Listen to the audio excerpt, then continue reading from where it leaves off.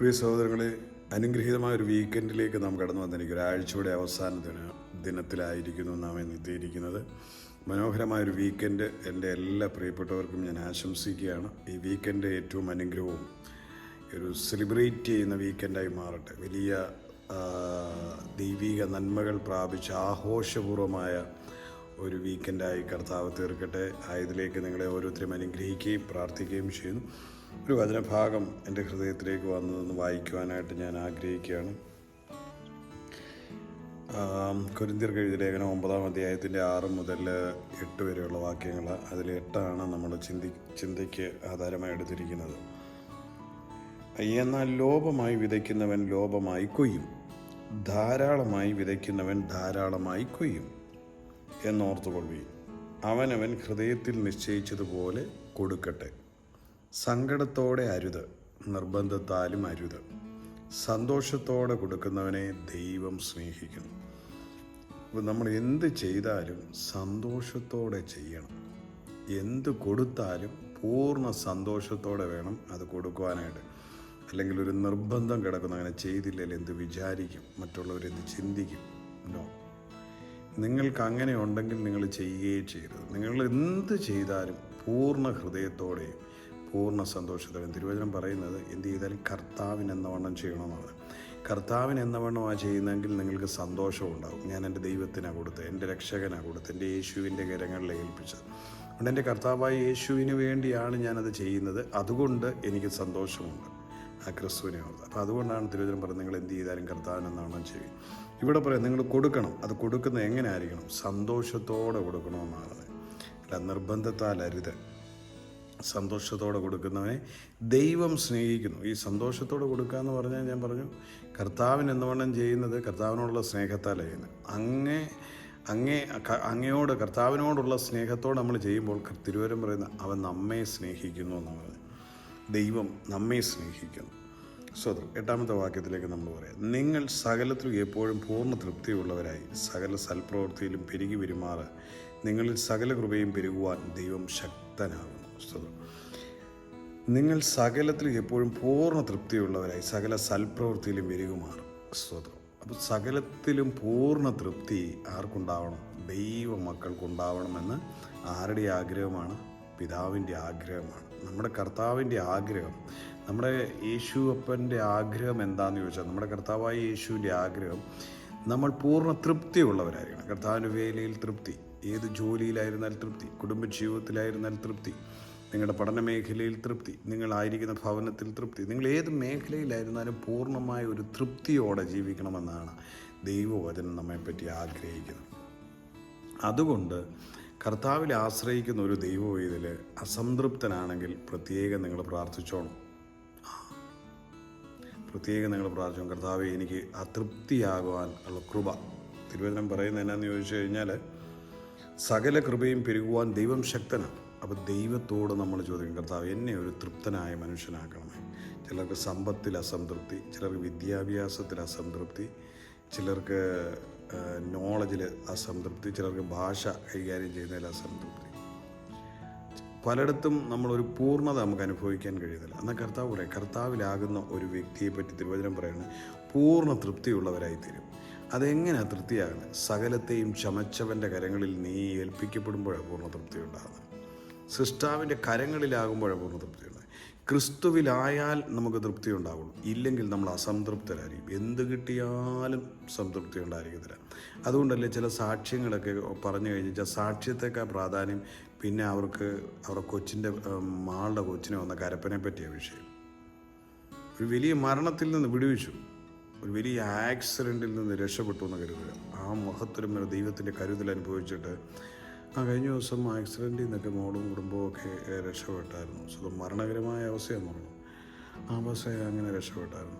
പക്ഷെ ഒരു പ്രാർത്ഥിക്കുന്ന ബസ് കൊച്ചിന് 2-3 ദിവസമായിട്ട് മൂക്കിലിപ്പോൾ അതാണ് ഇപ്പോൾ വലിയൊരു ഭാരമായിട്ടിരിക്കുന്നത്. ഇവിടെ മരണത്തിൽ നിന്ന് രക്ഷിച്ചു, അതല്ല, ആ സാക്ഷ്യമല്ല, അതിനേക്കാൾ ഈ കൊച്ചിനെ മൂക്കൊഴിച്ചതാണ് വലിയ ഭാരമായിരിക്കുന്നത്. ഒരിക്കലും തൃപ്തിയില്ല. പൂർണ്ണ തൃപ്തിയുള്ളവരായിരിക്കണമെന്നാണ് കർത്താവ് ആഗ്രഹം. ഇപ്പോൾ ക്രിസ്തുവിൽ ആഗ്രഹിക്കുന്നവർ, യഥാർത്ഥത്തിൽ കർത്താവിനെ സ്നേഹിക്കുന്നവർ, കർത്താവിന് വേണ്ടി കൊടുക്കുന്നവർ. തിരുവചനം പറയുന്നത് എന്നാന്ന് ചോദിച്ചു കഴിഞ്ഞാൽ ഇത് കൊടുക്കുന്ന കാര്യത്തെപ്പറ്റി പറയുമ്പോൾ ലോപമായി വിതയ്ക്കുന്നവൻ ലോപമായി കൊയ്യും, ധാരാളമായി വിതയ്ക്കുന്നവൻ ധാരാളമായി കൊയ്യും എന്ന് പറഞ്ഞിട്ട് പറയുന്നത് സങ്കടത്തോടെ അരുത്, നിർബന്ധത്താലും അരുത്, സന്തോഷത്തോടെ കൊടുക്കണമെന്ന്. എന്നിട്ടാണ് പറയുന്നത് സകലത്തിൽ നിങ്ങൾ പൂർണ്ണ തൃപ്തിയുള്ളവരായിരിക്കുന്നു. അങ്ങനെ ചെയ്യുന്ന ദൈവരാജ്യത്തിന് വേണ്ടി ദൈവവുമായുള്ള ആത്മബന്ധത്തിൽ നമ്മൾ എന്തും പൂർണ്ണ തൃപ്തിയോടെ പൂർണ്ണ സന്തോഷത്തോടെ ചെയ്യുന്ന ഒരു വ്യക്തിയുടെ ജീവിതത്തിൽ പൂർണ്ണ തൃപ്തിയും ഉണ്ടായിരിക്കും. നിങ്ങൾ സന്തോഷത്തോടെ കർത്താവിന് വേണ്ടി കൊടുക്കുന്നൊരു വ്യക്തിയാണ് നിങ്ങളുടെ ജീവിതത്തിൽ പൂർണ്ണ തൃപ്തിയുള്ളത്. കർത്താവിന് കൈയറത്താൽ ഉപ്പ് തേക്കാത്ത, കർത്താവിനും ദൈവമക്കൾക്കോ ദൈവരാജ്യത്തിനോ ചെയ്യാത്തവരാണ് എപ്പോഴും അസംതൃപ്തരായിരിക്കുന്നത്. അവർ കൊച്ചിൻ്റെ ഈ പ്രശ്നം തീരുമ്പോൾ കൊച്ചിൻ്റെ പ്രശ്നം തീരുമ്പോൾ മോളെ കെട്ടിക്കുന്നതിൻ്റെ പ്രശ്നം, കെട്ടിച്ച വീട്ടിലെ പ്രശ്നം എന്നും അവർക്ക് പ്രശ്നങ്ങൾ, അവർ അസംതൃപ്തരാണ്. അവർക്ക് തൃപ്തിയില്ല, അവർക്ക് പൂർണ്ണ തൃപ്തി പ്രാപിക്കാൻ കഴിയുന്നില്ല. കാരണം അവരിത് കർത്താവിന് വേണ്ടി ഒന്നും കൊടുക്കുന്നവരല്ലേ. പ്രാർത്ഥിച്ചെത്രയോ വിടുതൽ കിട്ടുന്നു, പക്ഷെ എന്നാലും അവർ ഒരു രൂപ പോലും ദൈവരാജ്യത്തിനോ സുവിശേഷത്തിനോ വേണ്ടിയോ ചെയ്യത്തില്ല. അപ്പോൾ അങ്ങനെയുള്ളവരെ സംബന്ധിച്ചിടത്തോളം അവരുടെ സമസ്ത മേഖലകളിലും അവർ അസംതൃപ്തരായിരിക്കും. ഇതെല്ലാം അവർക്ക് നാളെ വീണ്ടും അവർക്ക് അസംതൃപ്തമാകുന്ന വിഷയങ്ങളിലേക്ക് അവർ പോയിക്കൊണ്ടിരിക്കും. തൃപ്തി അനുഭവിക്കാൻ കഴിയുന്നില്ല. അതേസമയം കർത്താവിൻ്റെ വേലയിൽ വിതയ്ക്കുകയും കർത്താവിന് വേണ്ടി നിൽക്കുകയും ചെയ്ത് പൂർണ്ണ ഹൃദയത്തോടെ പൂർണ്ണ സന്തോഷത്തോടെ ചെയ്യുന്ന ഒരു വ്യക്തിയുടെ ജീവിതത്തിൽ പൂർണ്ണ തൃപ്തി അവൻ്റെ എല്ലാ മേഖലകളിലും ഉണ്ടാവും. അവൻ്റെ തലമുറയുടെ പഠനത്തിലുണ്ടാവും, അവൻ്റെ കുടുംബജീവിതത്തിലുണ്ടാവും, അവൻ്റെ ബിസിനസ്സിലുണ്ടാവും, അവൻ്റെ വ്യക്തിപരമായ ജോലി സംബന്ധമായ കാര്യങ്ങളിലുണ്ടാവും, അവൻ്റെ ആത്മീയ ജീവിതത്തിൽ പൂർണ്ണ തൃപ്തി ഉണ്ടാവും. സുതരാൻ പോകുന്ന മേഖലകളിൽ യാത്രകളിൽ തൃപ്തി ഉണ്ടാവും, അവൻ്റെ ബന്ധങ്ങളിൽ തൃപ്തി ഉണ്ടാവും, കുടുംബജീവിതത്തിൽ തൃപ്തി ഉണ്ടാവും. ചെയ്യുന്ന സകലയിടത്തും അവന് തൃപ്തി അനുഭവിപ്പാൻ കഴിയും. കാരണം ദൈവത്തിൻ്റെ കൃപ അവൻ്റെ മേൽ ധാരാളമായി പെരുകി വരും. സ്തോത്രം. സകല സൽപ്രവൃത്തിയിലും പെരുകി വരുമാറ് നിങ്ങളിൽ സകല കൃപയും പെരുകുവാൻ ദൈവം ശക്തനാണ്. അപ്പോൾ ദൈവം ശക്തനാണ്. സകല സൽപ്രവൃത്തിയും പൂർണ്ണ തൃപ്തി ഉണ്ടായിരിക്കും, സകല സൽപ്രവൃത്തിയും പെരുകി വരുമാറ്. സ്തോത്രം. പ്രവൃത്തിയും പെരുകി വരുമാറ് നിങ്ങളിൽ സകല കൃപയും പെരുകുവാൻ ദൈവം ശക്തനാണ്.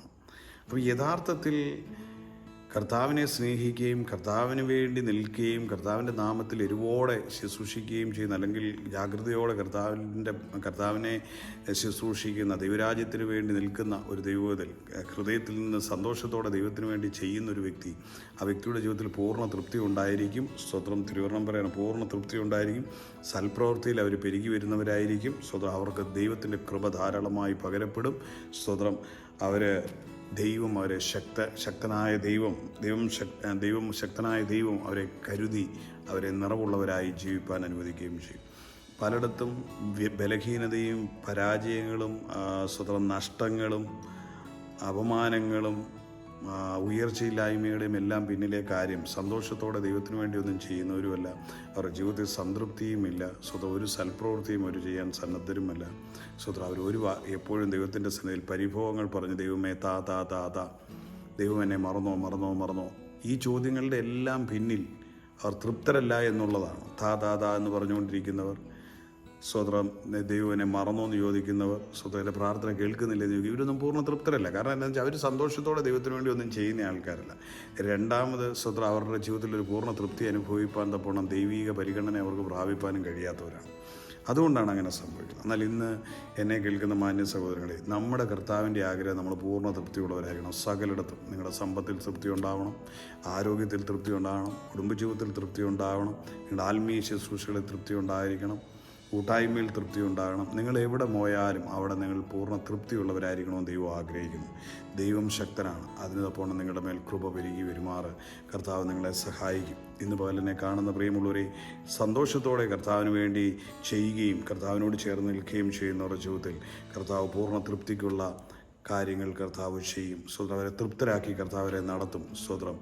ദൈവം അവർക്ക് വേണ്ടി സ്തോത്രം അവൻ്റെ ശക്തിയെ അവൻ്റെ കൃപയും ധാരാളമായി പകർന്ന് അവർക്ക് പൂർണ്ണ തൃപ്തരായി അവരെ നടത്തുവാനിടയാക്കി തീർക്കും. സ്തോത്രം.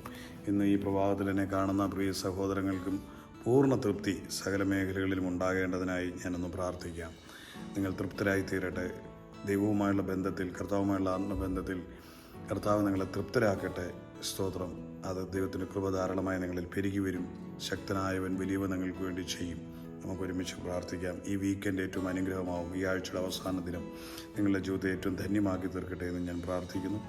ഈ വീക്കെൻഡിൽ നമ്മുടെ സ്തോത്രം കഴിഞ്ഞ ദിവസത്തെ മീറ്റിങ്ങിന് കമൻറ്റ് ചെയ്യപ്പെട്ട സ്തോത്രമൊക്കെ ചെയ്യപ്പെട്ട പ്രിയപ്പെട്ടവരുണ്ട്. അവരെ ഓർത്ത് ഒരു വാക്ക് സ്തോത്രം ചെയ്തിട്ട് നമുക്ക് പ്രാർത്ഥിക്കാം. അന്നമ്മ ജോർജ് കുടുംബത്തിനായി സ്തോത്രം. ലൈഫ് കുടുംബത്തിനായി സ്തോത്രം. സാലി മാത്യുവിൻ്റെ കുടുംബത്തിനായി സ്തോത്രം. ലീലമ്മ ജോസഫിൻ്റെ കുടുംബത്തിനായി സ്തോത്രം. ലീലമ്മ സഹോദരിയുടെ മോന് ജോമോനും ഫേബിയും അതുപോലെ കുഞ്ഞുങ്ങളും ഇമ്മാനുവേലും ഒക്കെ വന്നിട്ടുണ്ട്. സ്വത്ര കുടുംബത്തിനായി പ്രത്യേകം സ്തോത്രം. ദൈവം അവരെ അനുഗ്രഹിക്കട്ടെ. അവരിവിടെ ആയിരിക്കുമ്പോൾ സുരക്ഷിതമായി സൂക്ഷിക്കട്ടെ. സ്വർഗ്ഗത്തിലെ ദൈവത്തിൻ്റെ കരം. സ്തോത്രം സ്തോത്രം സ്തോത്രം. ലീല സഹോദരിയുടെ കുടുംബത്തിനായി സ്തോത്രം സ്തോത്രം. വനജ സാബുവിൻ്റെ കുടുംബത്തിനായി സ്തോത്രം സ്തോത്രം. സാറ ജോർജിൻ്റെ കുടുംബത്തിനായി സ്തോത്രം സ്തോത്രം. അഞ്ജനയുടെ കുടുംബത്തിനായി സ്തോത്രം സ്തോത്രം. ഗ്രേസി സഹോദരിയുടെ കുടുംബത്തിനായി സ്തോത്രം സ്തോത്രം. ട്രീസ മാത്യുവിൻ്റെ കുടുംബത്തിനായി സ്തോത്രം സ്തോത്രം. വടക്കൻ ഫർണിച്ചർ വടക്കൻ ഫർണിച്ചർ കുടുംബത്തിനായി പ്രത്യേകം സ്തോത്രം സ്തോത്രം. സിജി വിനോദിൻ്റെ കുടുംബത്തിനായി സ്തോത്രം സ്തോത്രം. സുഗന്ധി ഇംബ്രാജിൻ്റെ കുടുംബത്തിനായി സ്തോത്രം സ്തോത്രം. മിനി സഹോദരിയുടെ കുടുംബത്തിനായി സ്തോത്രം സ്തോത്രം സ്തോത്രം.